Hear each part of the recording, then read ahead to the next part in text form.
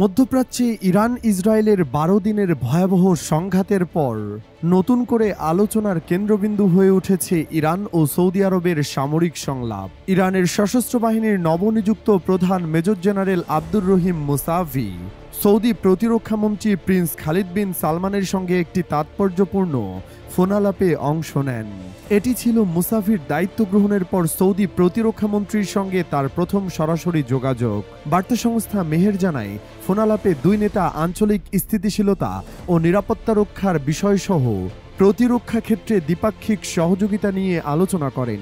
Saudi আরবের সরকারি সূত্রের বরাতে বলা হয়, তারা ভবিষ্যতের সম্পর্কের রূপরেখা এবং যৌথ স্বার্থে কাজ করার প্রতিশ্রুতি নিয়ে মতবিনিময় করেছেন। এই সংলাপের পেছনে রয়েছে এক রক্তাক্ত পটভূমি।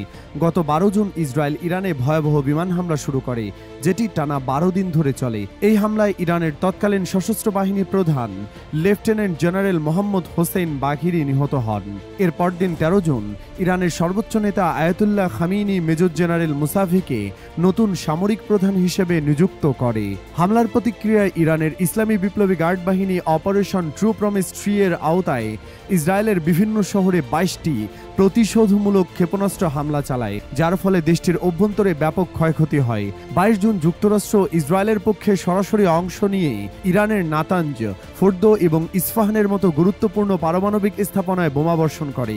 এই উত্তপ্ত অবস্থার মধ্যে মার্কিন প্রেসিডেন্ট ডোনাল্ড ট্রাম্পের মধ্যস্থতায় ২৪ জুন ইরান ইসরায়েলের মধ্যে একটি যুদ্ধবিরতি কার্যকর হয়। এই যুদ্ধবিরতির পরপরই সৌদি ইরান সামরিক পর্যায়ে সংলাপ অনুষ্ঠিত হওয়াকে কূটনৈতিক বিশ্লেষকরা একটি গুরুত্বপূর্ণ অগ্রগতি হিসেবে দেখছেন। বিশেষজ্ঞদের মতে এই ফোনালাপ ভবিষ্যতে মধ্যপ্রাচ্যের দীর্ঘস্থায়ী নিরাপত্তা কাঠামো গঠনের পথে একটি সম্ভাবনাময় সূচনা।